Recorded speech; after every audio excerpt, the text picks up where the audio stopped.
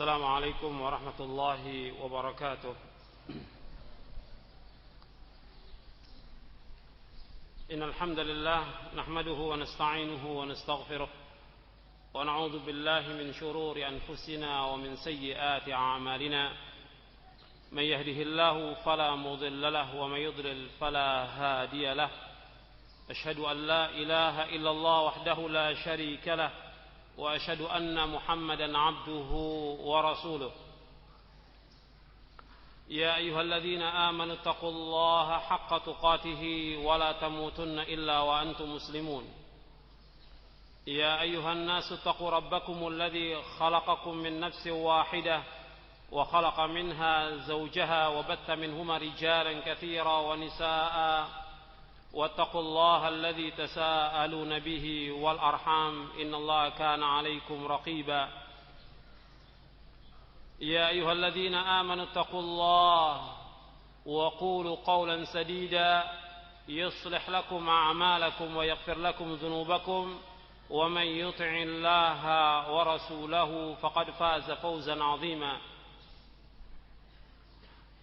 أما بعد فإن أصدق الحديث كتاب الله وخير الهدي هدي محمد صلى الله عليه وعلى آله وسلم وشر الأمور محدثاتها وكل محدثة بدعة وكل بدعة ضلالة وكل ضلالة في النار. Ma'asyiral muslimin rahimakumullah, kepada ikhwan dan akhwat yang dimuliakan oleh Allah, alhamdulillah kita bersyukur kepada Allah Subhanahu wa taala. Pada hari ini kita berkumpul di masjid ini untuk mengkaji ayat-ayat Allah dan hadis-hadis Nabi sallallahu alaihi wa ala alihi wasallam. Ayolah ikhwah, a'azakumullah. Pada hari ini hari Ahad tanggal 8 Rabiul Akhir 1426 Hijriah atau tanggal 15 Mei 2005, saya diminta oleh panitia untuk mengkaji yang berkaitan tentang Islam, yaitu tentang keindahan Islam, tentang kesempurnaan agama Islam, dan juga tentang kemudahan dalam agama Islam ini. Ikhwani fid din, a'azakumullah. Pembahasan seperti ini kita bahas sangat penting untuk mengetahui tentang keindahan dan kemudahan agama Islam ini. Karena banyak di antara kaum muslimin yang tidak paham tentang keindahan Islam, tidak paham tentang kesempurnaan agama Islam, dan tidak paham juga tentang kemudahan, sehingga mereka merasa berat dalam beragama, menganggap bahwa agama Islam ini agama yang sulit, agama yang berat, sehingga mereka tidak mau melaksanakan apa yang Allah bebankan kepada mereka. Ada juga yang sudah tahu tentang sunnah-sunnah Nabi, mereka tidak mau laksanakan sunnah Nabi karena mereka anggap bahwa itu berat. Dan insya Allah nanti kita akan bahas dalam kajian pada hari ini. Jadi ikhwan fiddin, a'azakumullah, kita bahas masalah ini, insya Allah banyak manfaatnya untuk kita yang sudah ngaji. Kita akan bisa menyampaikan juga kepada keluarga dan juga kepada kaum muslimin yang lainnya supaya mereka paham tentang Islam ini. Dan bisa juga kita sampaikan kepada orang kafir agar mereka masuk ke dalam Islam. Sebab kalau seandainya mereka tahu tentang keindahan Islam, mereka tahu tentang kemudahan Islam ini, mereka akan masuk Islam. Karena selama ini di antara mereka menganggap bahwa itu berat, sulit, susah, dan yang lainnya. Padahal agama Islam adalah agama yang sangat mudah. Ikhwani fid din, a'azakumullah. Pada hari ini saya akan bahas beberapa poin yang insyaallah kita akan bahas, mudah-mudahan cukup waktunya. Yang pertama tentang nikmat Islam, yang kedua tentang pengertian Islam, yang ketiga tentang keindahan Islam, yang keempat tentang kesempurnaan agama Islam, dan yang kelima tentang kemudahan agama Islam ini. Pembahasan pertama yaitu tentang nikmat Islam. Ikhwani fid din, a'azakumullah, kita bersyukur kepada Allah Subhanahu wa taala atas nikmat Islam yang Allah karuniakan kepada kita. Ini nikmat yang wajib kita syukuri. Nikmat ini nikmat yang sangat besar yang Allah karuniakan kepada kita. Kita diberikan hidayah oleh Allah di atas Islam ini. Ini nikmat merupakan nikmat yang mutlaqah, yang sebagaimana disebutkan oleh Al-Imam Ibnul Qayyim bahwa nikmat itu ada dua. Yang pertama nikmat yang mutlaqah, yang kedua nikmat yang muqayyadah.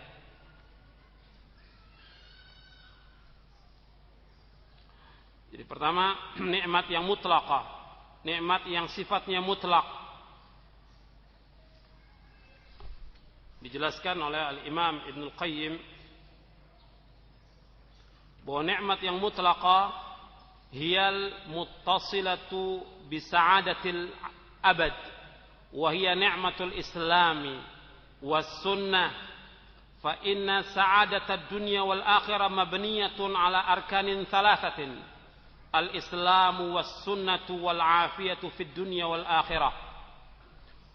Wa ni'matul islam was sunnah hiya an-ni'matu allati amarana Allah 'azza wa jalla an nas'alahu fi salatina wa yahdiyana sirata ahliha wa man khassahum biha wa ja'alahum ahla ar-rafiqil a'la haitsu yaqul wa man yuti'i Allah war rasula fa ulaika ma'al ladzina an'ama Allahu 'alaihim minan nabiyyin والصديقين والشهداء والصالحين وحسن أولئك رفيقا. Kata Imam Ibnu Qayyim, nikmat itu ada dua. Yang pertama nikmat yang mutlaqah, yang kedua nikmat yang muqayyadah. Nikmat yang mutlaqah, nikmat yang sifatnya mutlak, yaitu nikmat yang menghubungkan seorang hamba kepada kebahagiaan yang abadi, yaitu nikmat Islam dan sunnah.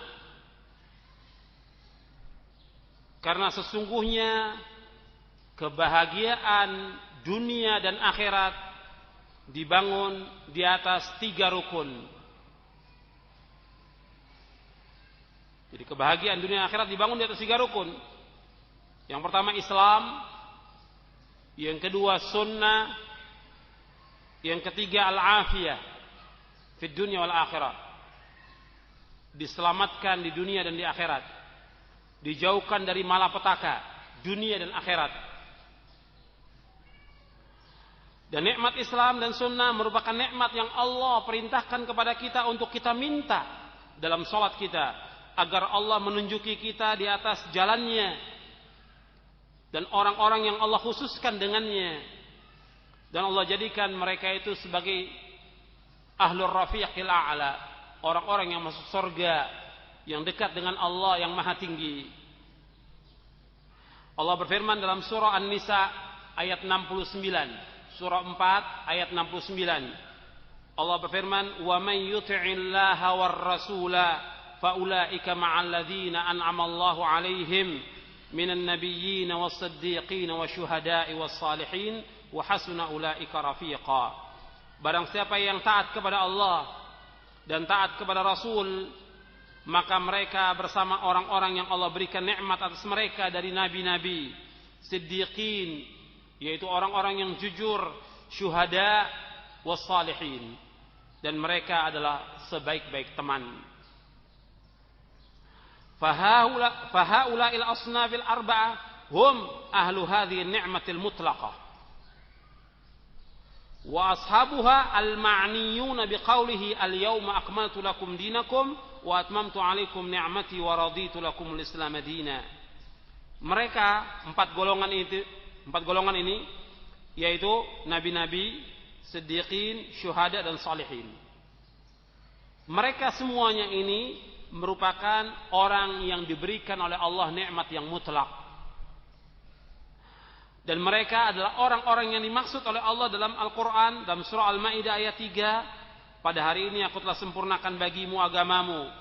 Aku telah cukupkan nikmatku atasmu dan aku ridha Islam menjadi agama bagimu. Jadi Allah menyebutkan bahwa mereka empat golongan ini termasuk orang-orang yang diberikan nikmat yang mutlaqah. Jadi kita ikhwani fid din, a'azakumullah, kita bersyukur kepada Allah diberikan nikmat oleh Allah, ditunjuki di atas Islam ini. Kemudian Allah tunjuki kita di atas sunnah. Ini nikmat yang mutlaqah. Yang kedua, yaitu nikmat yang muqayyadah. Ini nikmat Islam dan sunnah ini ikhwani fid din, a'azakumullah, merupakan nikmat yang kita harus gembira, bersyukur dan kita bergembira. Ditunjuki oleh Allah di atas sunnah Nabi SAW. Kemudian nikmat yang kedua yaitu nikmat muqayyadah, nikmat yang terbatas. Seperti apa? Ka ni'matis sihhati wal ghina wa afiyatil jasad wa kathratil walad wa zawja al hasanah wa amthali hadha. فهذه النعمة مشتركة بين البر والفاجر والمؤمن والكافر. Nikmat yang muqayyadah ini nikmat seperti nikmat sehat, nikmat kecukupan harta, nikmat diberikan kesehatan, nikmat diberikan banyaknya anak, diberikan istri yang cantik dan yang lainnya. Ini nikmat ini dimiliki juga oleh orang-orang yang jahat. Orang baik dan orang jahat bisa memiliki nikmat ini. Orang mukmin dan orang kafir bisa memiliki nikmat ini. Jadi nikmat yang muqayyadah itu bersekutu padanya mukmin dan kafir. Orang yang baik dan orang yang jahat. Tapi nikmat Islam, nikmat sunnah, nikmat terpeliharanya diri kita dari malapetaka, ini nikmat yang mutlaqah. Nikmat yang mutlaqah. Kalau ini nikmat sehat, nikmat kecukupan, nikmat yang sifatnya muqayyadah, terbatas. Jadi sehat, orang mukmin, orang kafir sama. Kemudian juga kecukupan. Orang mukmin, orang kafir, orang baik, orang jahat, begitu juga diberikannya banyak anak, diberikan istri yang cantik dan yang lainnya. Tapi nikmat yang hakiki yang kita harus bersyukur kepada Allah Subhanahu wa taala dan bergembira, kita diberikan hidayah Islam dan kita diberikan hidayah sunnah.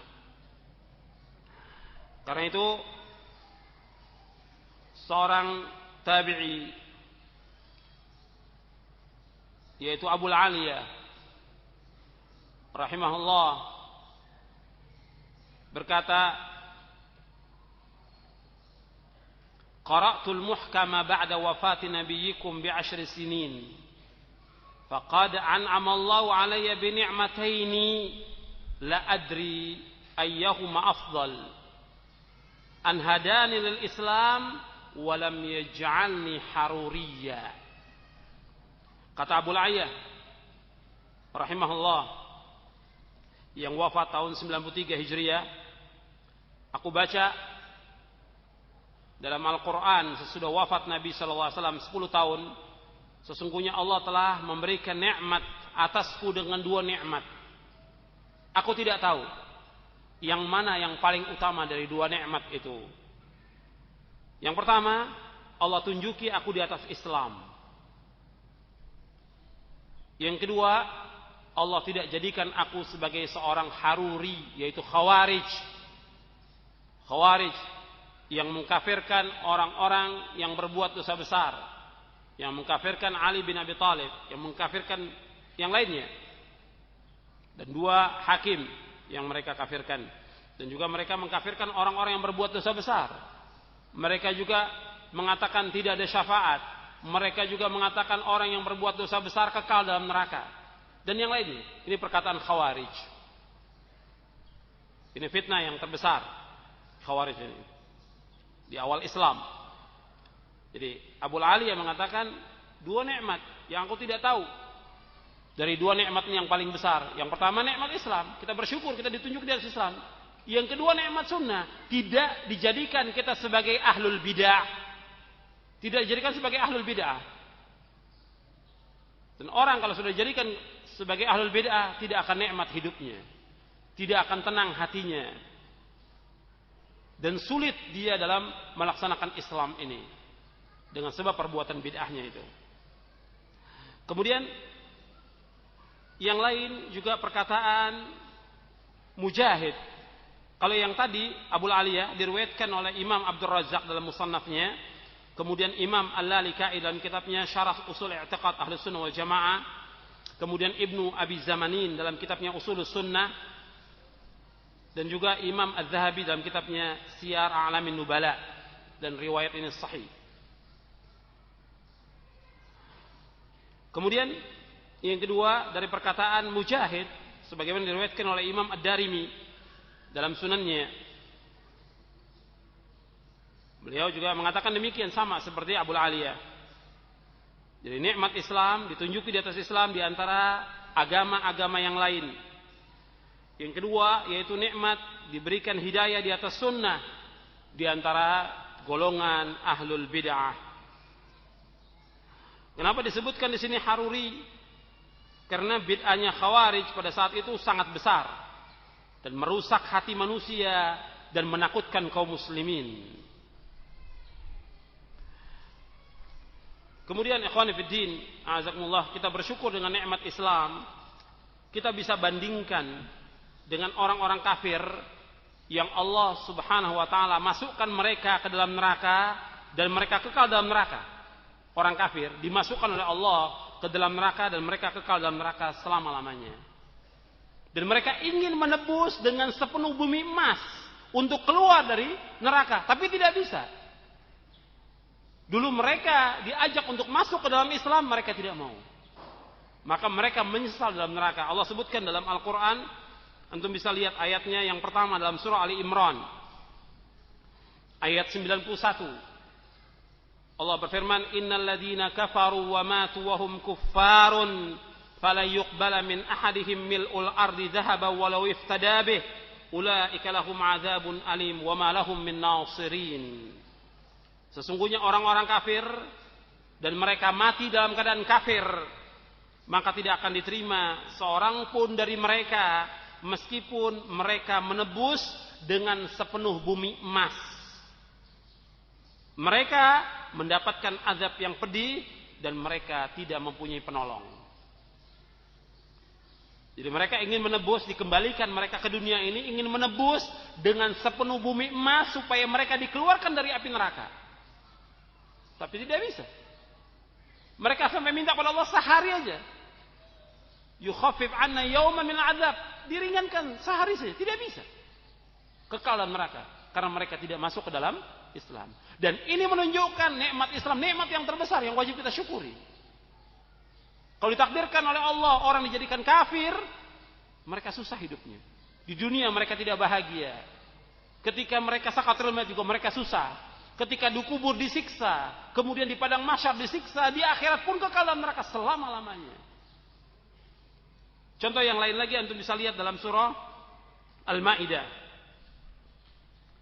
ayat 36, ayat 37. Allah berfirman, Innal ladzina kafaru law anna lahum ma fil ardi jami'an wa mithlahu ma'ahu liyaftadu bihi min 'adzabi yaumil qiyamati ma tuqabbala minhum wa lahum 'adzabun alim. Yuriduna yakhruju minan nari wa ma hum bikharijin minha wa lahum 'adzabun muqim. Sesungguhnya orang-orang kafir kalau seandainya mereka mempunyai semua yang ada di muka bumi ini dan yang seperti itu, semua yang ada di muka bumi dan seperti itu untuk menebus diri mereka dari azab pada hari kiamat, mereka tidak bisa diterima. Mereka punya sepenuh bumi yang ada di muka bumi ini, apa saja bentuknya, emas atau yang lainnya. Kemudian yang sama seperti itu, untuk menebus dari azab pada hari kiamat, tidak diterima oleh Allah SWT. Walahum adzabun alim, mereka mendapatkan azab yang pedih. Mereka ingin keluar dari api neraka dan mereka tidak bisa keluar dari api neraka selama-lamanya. Walahum adzabum muqim, bagi mereka azab yang terus menerus, azab yang tetap abadi. Ini bagi orang-orang yang mati dalam keadaan kafir. Makanya kita bersyukur kepada Allah Subhanahu wa taala, kita ditunjuki di atas Islam. Dan Islam ini satu-satunya agama yang hak.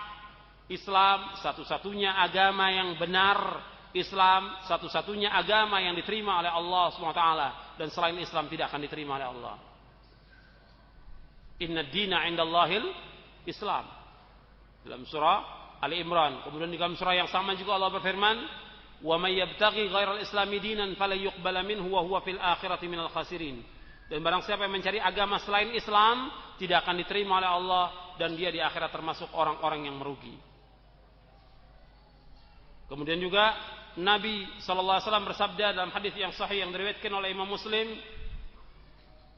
"Fawalladhi nafsi biyadihi walladhi nafsu Muhammadin biyadihi la yasma'u bi ahadun min hadhihi al-ummati yahudiyyun wala nasraniyyun thumma yamutu wa lam yu'min billadhi ursiltu bihi illa kana min ashabin nar." Nabi bersabda, demi yang diri Muhammad di tangannya, tidaklah mendengar aku diutus siapa saja, apakah dia Yahudi ataukah dia Nasrani, kemudian dia tidak masuk ke dalam Islam, maka dia pasti menjadi penghuni neraka. Orang Yahudi atau Nasrani yang mereka tidak masuk ke dalam Islam, maka mereka pasti menjadi penghuni neraka. Jadi setelah diutusnya Nabi Muhammad sallallahu alaihi wasallam, seluruh umat ini wajib mereka masuk ke dalam Islam. Satu-satunya agama yang diterima oleh Allah hanya agama Islam. Selain Islam tidak akan diterima oleh Allah Subhanahu wa taala. Makanya yang kita minta kepada Allah agar kita ditetapkan di dalam Islam ini. Dalam Islam dengan mengikuti pemahaman para sahabat ridwanullah alaihim ajma'in, dan itu yang tiap hari kita minta, ihdinas siratal mustaqim siratal ladzina an'amta alaihim ghairil maghdubi alaihim waladdallin. Ya Allah, tunjukilah kami ke jalan Islam ini. Siratal mustaqim itu ke dalam Islam. Tetapkan kami di atas Islam ini. Dan jalannya orang-orang yang kau beri nikmat atas mereka. Yang tadi saya sebutkan ayatnya dalam surah An-Nisa ayat 69. Orang-orang yang diberikan nikmat oleh Allah Subhanahu wa taala. Bukannya jalannya orang-orang yang kau murkai, yaitu orang-orang Yahudi, dan bukan pula jalannya orang-orang yang sesat, yaitu jalannya orang-orang Nasrani. Jadi ikhwani fiddin, a'azakumullah, kita lanjutkan poin selanjutnya. Jadi ini yang pertama tentang nikmat Islam dan sunnah, kita bersyukur kepada Allah dengan nikmat Islam dan sunnah ini. Kemudian yang kedua tentang pengertian Islam.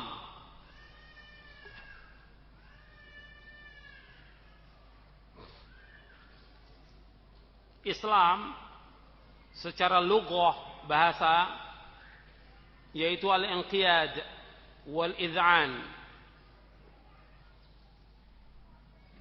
yaitu tunduk, patuh.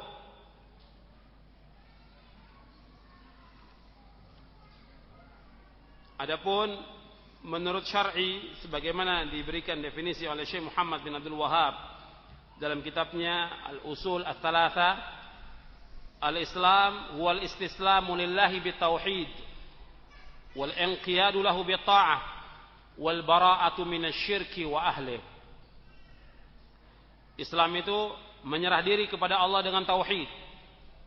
Al-istislamu lillahi bi tauhid, menyerah diri kepada Allah dengan tauhid. Wal inqiyadu lahu bi ta'ah, dan tunduk patuh kepadanya dengan ketaatan.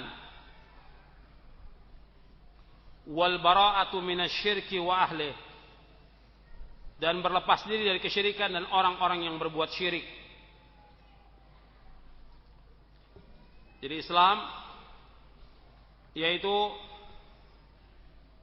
menyerah diri kepada Allah dengan tauhid. Jadi Islam ini harus menyerah diri kepada Allah dengan tauhid. Kemudian tunduk patuh kepadanya dengan ketaatan dan berlepas diri dari kesyirikan dan orang-orang yang berbuat syirik.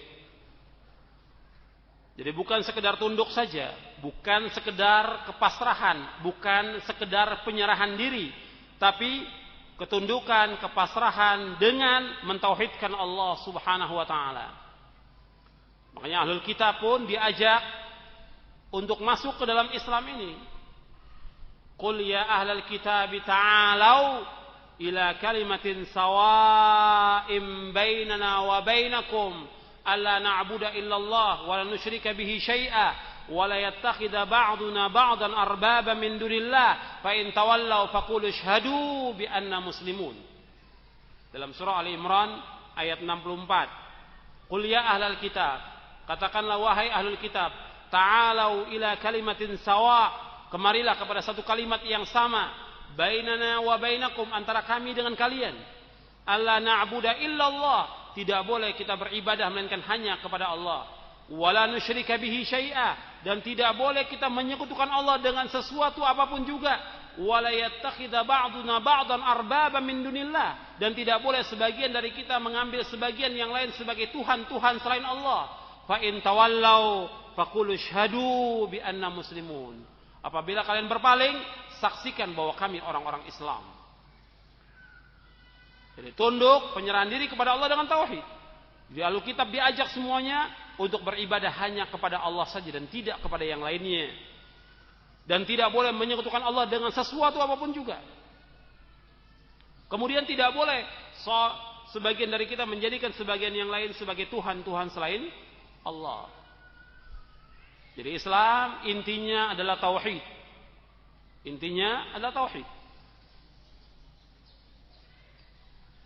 Maka dikatakan oleh Syekhul Islam Ibn Taimiyah dalam beberapa kitabnya, di antara dalam kitabnya Iqtida' as-Siratal Mustaqim, bahwa Islam itu dibangun di atas dua prinsip.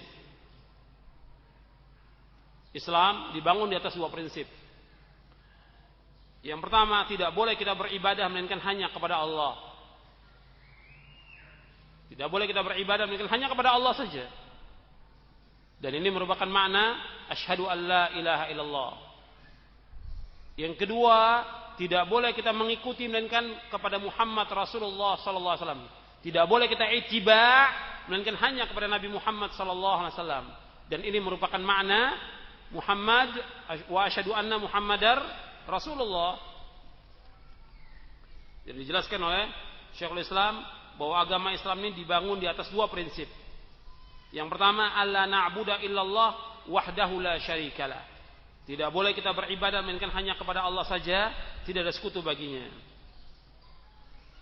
Yang kedua, alla na'budu illa bima syara'a fi kitabihi aw fi sunnati rasulih Muhammad la bil bid'ah wal ahwa.